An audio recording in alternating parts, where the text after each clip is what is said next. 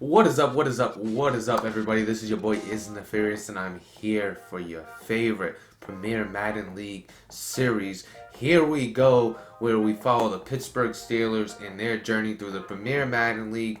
We're in Season 1, Week 11. Here we go. Let's take on the Los Angeles Chargers this week. But first, let's see what we're dealing with. Alright, so here we go. We have a breakout player. Now, the guesses. I have a few guesses. It could be Damon Arnett Jr.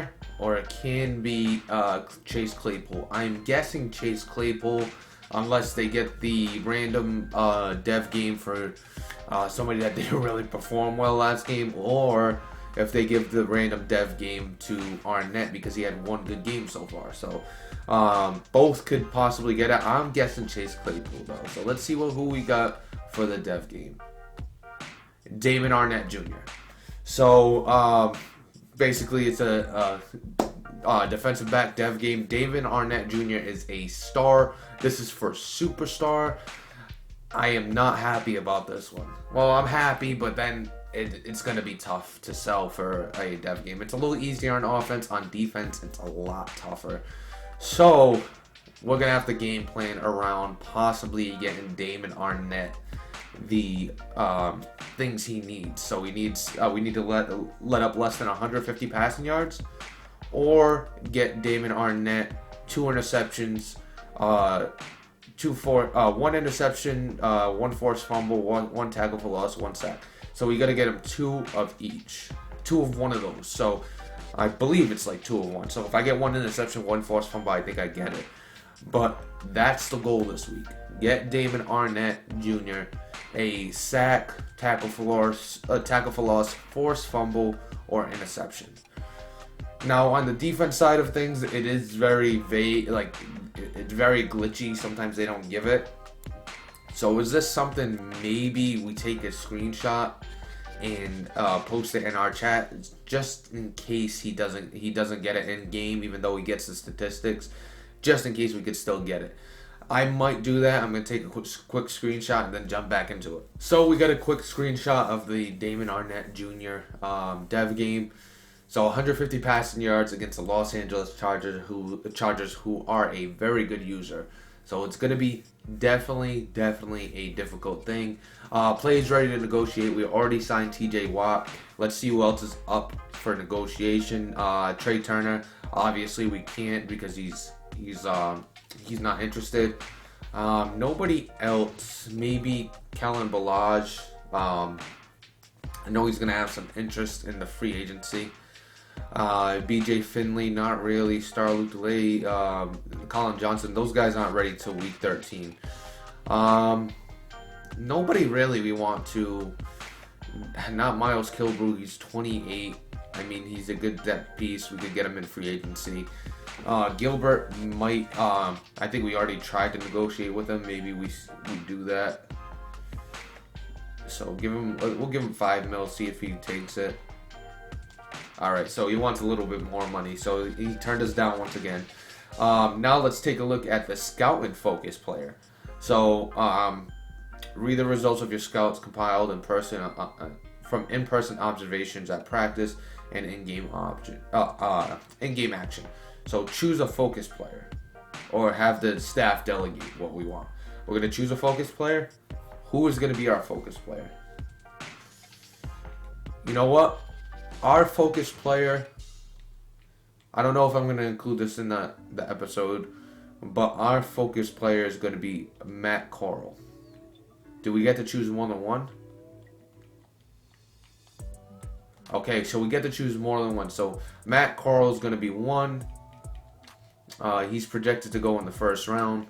He's going to be 1.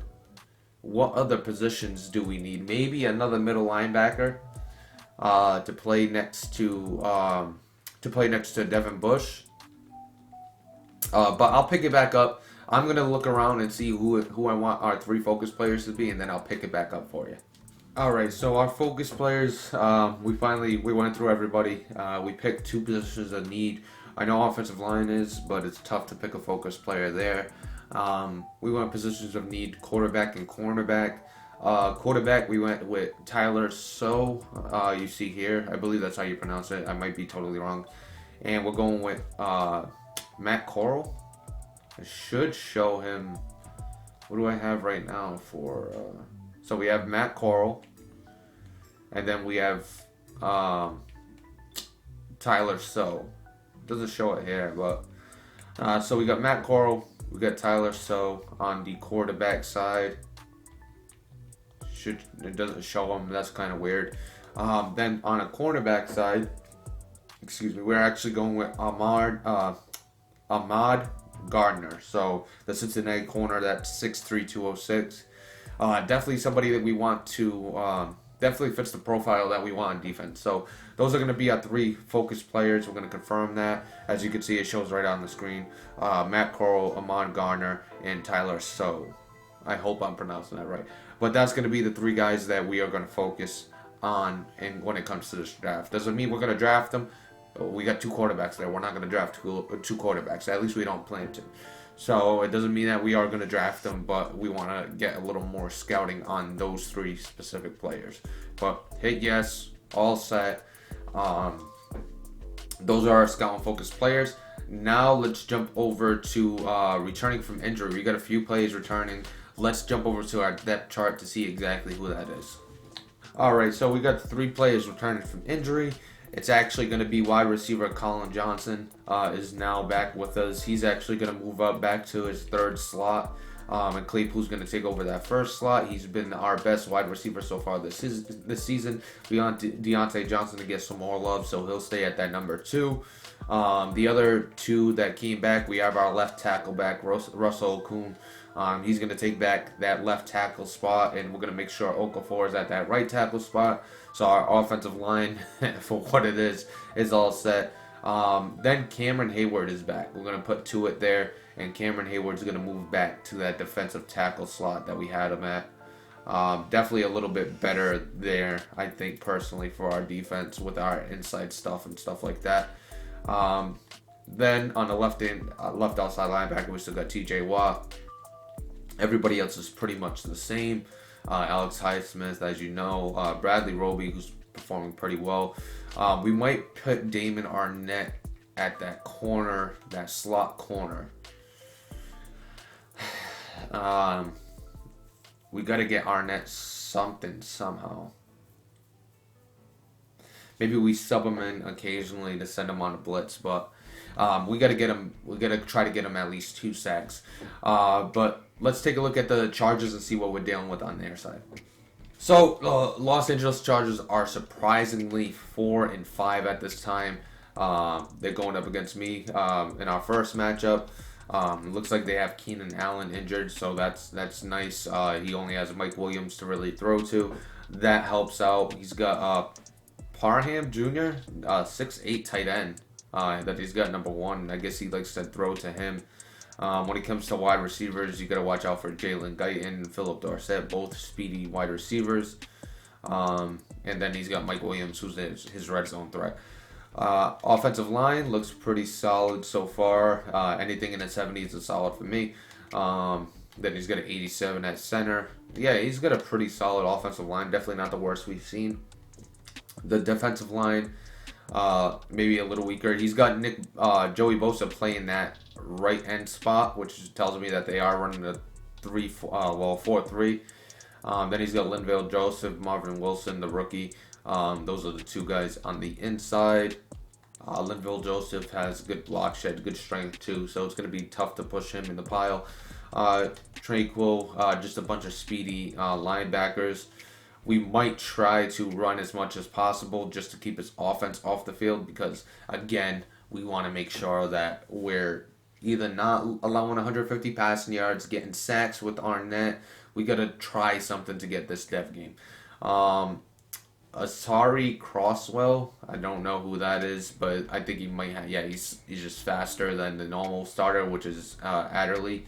So that's why he's there. And then you got to watch out for Darwin James. So on offense, it's pretty much going to be stop the pass any way, shape, or form that we can.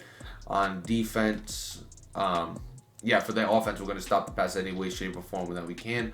On defense, attacking their defense is going to be run heavy.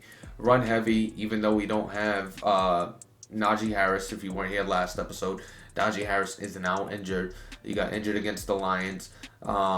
Even though we don't have Najee, it's going to be run heavy, run heavy, run heavy. We want to make sure we keep their offense off the field, keep our offense on the field, and just kill clock. Kill clock. We don't want 150 passing yards. We don't want. We want to. If we does get 150, we want to try to get sacks, try to get tackles for loss, try to get whatever we can to help out Damon Arnett get that dev game. You could see a lot. We're going to see a lot of too high safety looks, cover 4, cover 2, stuff like that, just to make sure that he sees the box and he invites the run for him. And if he runs it, so be it. We want him to have less than 150 passing yards. That is the key. So let's jump into the weekly strategy where the key is less than 150 passing yards. After that, we're going to jump into some storylines to pay attention to. So midway through, I realized that I didn't have my face cam on and I didn't have the normal layout on. So I'm not going back to redo everything I did. We're going to just roll like that, and then you'll see the face cam now. But we don't have Najee Harris, as I said. He's injured, so we got to pick a different focus player, while he's injured. Not quite sure who we're going to do. Possibly Chase Claypool. Let's see who got the player of the game last game. Pull up the team spreadsheet real quick. So player of the week last game for week 10. Big Ben was the player of the week on offense. Player of the week on defense was Arnett. So we're just going to put that there. Damon Arnett. So Arnett was the player of the week on defense. Player of the week on offense was Big Ben. We're not going to give it to Big Ben. As you know, he's old. There's no reason to waste XP on him. So even though he got it, we're going to give it to one of his weapons. So for Big Ben, we're going to give it to Chase Claypool. And you know what? We'll give it to maybe Pat Fairmouth. No, we're going to give it to Deontay Johnson. So Chase Claypool, Deontay Johnson.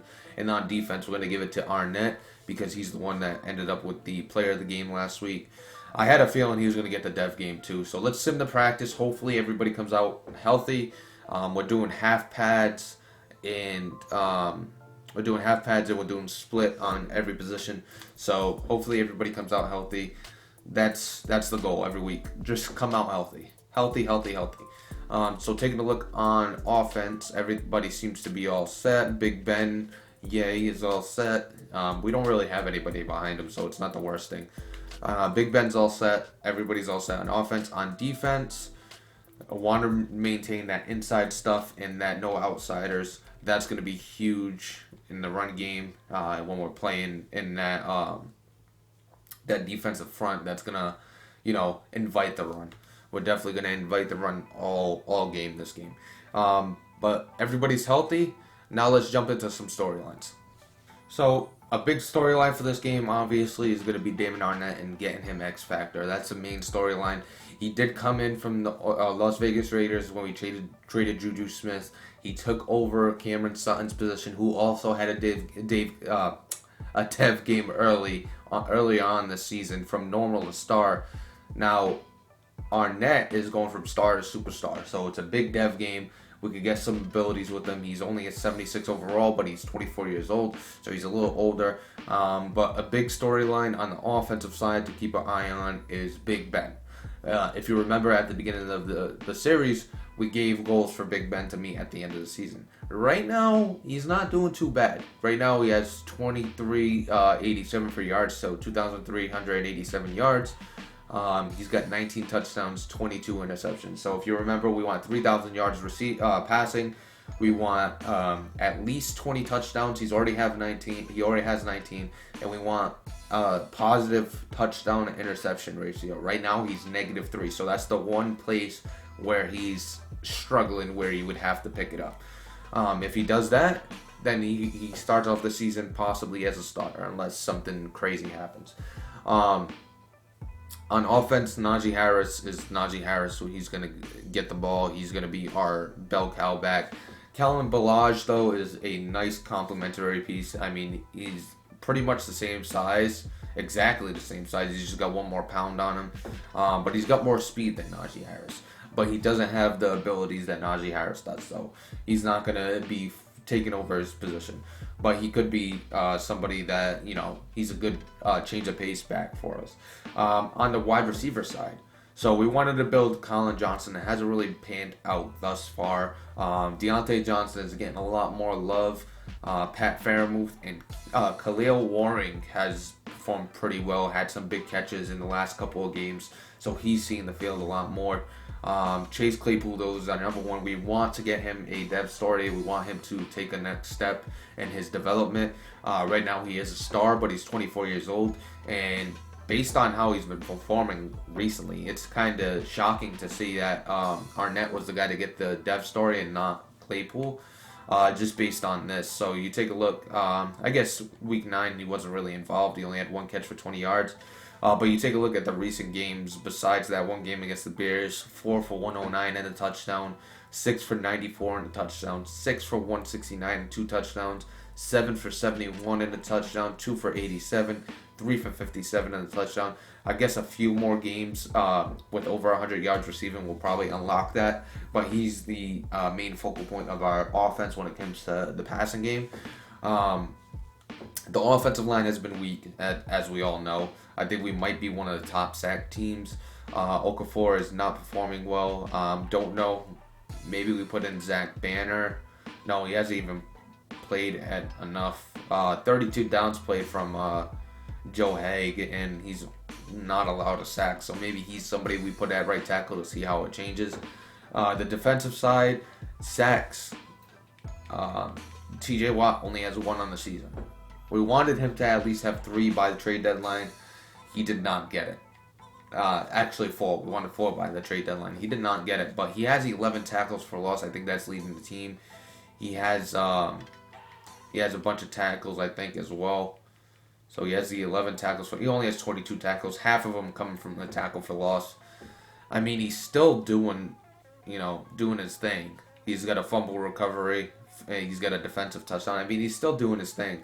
But we would like to see more pressure on the quarterback. But people do have the game plan for him. That's what you don't account for. He's got the no outsiders. You can't run out outside zones to his side. He's got that pass rush ability. So you got a lot of people double teaming him off the line. So he's doing his job without really getting the numbers. So Devin Bush has performed well. We like to see a little more out of him. He's got the 1 interception so far. He's got 10 tackles for loss, so he's getting into the backfield. We want to get Damon Arnett those 1 tackle for loss. We want to get him those 2 stats, the tackle for loss, sack, or 2-in-1 stat, 2 sacks, whatever it takes. Get him to superstar, because right now, as I said, he's a star. He's 24 years old. He is slower. He's 88 speed. But if we could get him to superstar, I think we could get some solid abilities, and then he could be a building piece on that defense. And then maybe we don't have to draft a defensive back in the first round, second round, third round. Maybe we don't have to draft a guy like that. But yeah, that's going to do it for the storylines. Now let's jump over to the game where we take on the Los Angeles Chargers. Let's see how we do. All right, so here we are. We are taking on the Los Angeles Chargers. It is the Pittsburgh Steelers after a tough loss to the Detroit Lions, traveling to Los Angeles to take on the Chargers. And here, after a first quarter of no scoring, Austin Eckler gets to the outside. He makes a move inside, and he got all kinds of daylight into the end zone for a touchdown. That shoelace tackle doesn't stop it. 7-0 Los Angeles already. Now the Steelers are looking to make something happen. They throw an interception right into the linebacker's hands. He's going to try to take it all the way in, but he gets tackled, but it sets him up in great field position. But luckily, only 3 comes out of it. It's a 10-3 game now here in the second quarter.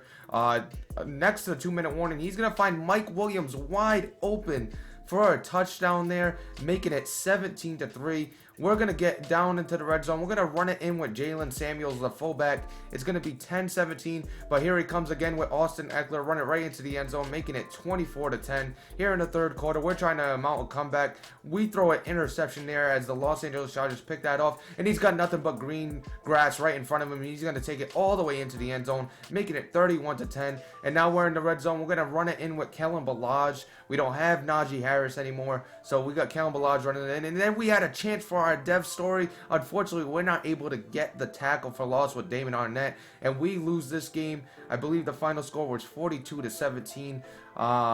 Yeah, 45-17. Sorry about that. 45-17. We lose this game. But now let's jump into the post game and let's talk about what went wrong. Alright, so here we are post game. We just took on the Los Angeles Chargers. The score is 45-17. It wasn't that bad. Towards the end, he scored a few petty touchdowns. I wouldn't say petty touchdowns, but he scored. He was in good field position. He scored. It was we were chasing a dev for Damon Arnett, as I said before the show. We wanted to make sure we got that dev. It doesn't look like we got it. Herbert threw for 224 yards, so that's over 150 yards if you could do math. Then Arnett on the defensive side had one tackle for loss, so we missed it by one. If we could have got at least one more tackle for loss or something like that, we possibly could have got it. Maybe we should have just played more nickel with Arnett in the slot and just kept sending him. But we missed it by one tackle for loss, so that's tough. We had it. We had the chance on the last play of the game, and I probably will show that. But let's go into the offensive and defensive players of the game. Offense, really nobody to talk about when it comes to player of the game. Big Ben had 3 interceptions. Not a great game from him. I guess if we had to give it to somebody, and there's really nobody. Kellen Ballage went into the end zone. He did have, I think he had a catch or two. He just had one catch. I mean, there's really nobody to give it to. Like, it was a terrible game offensively. If we have to give it to somebody, guess we could give it to Jalen Samuels. He had almost 100. Oh, well, he had over 80 yards, or no, 78 yards total in offense. He got 34 yards on the ground. He had 1 touchdown, and then he got 44 yards receiving. So if we had to give it to somebody, I guess we could give it to Jalen Samuel. On the defensive side, a little bit better. We had some performance on the defensive side. No interceptions, no turnovers. I don't think we even had a sack. We probably have to give it to T.J. Watt with the 2 tackles for loss. He had 3 tackles, 2 for loss. Like I said, Damon Arnett, 1 tackle for loss away from getting that dev game. That's tough that's a tough pill to swallow. But let's jump into the Come On Neff play of the game and see where we went wrong. Alright, so here we are with the Come On Neff play of the game. We're on the defensive side here, and it's this is a big play. I think right at half. I think this is the first possession after half. I forgot the situation here. So it's a 1st and 10. Justin Herbert's in the shotgun right now. 1st and 10. We run a cover 4, and as you can see, we got everybody pretty much covered right now. Right now, we got everybody pretty much covered. Nobody's really open. Justin Herbert's going to get to the outside. I don't know where Alex Highsmith or whoever that was. The quarterback's not even in the pocket anymore.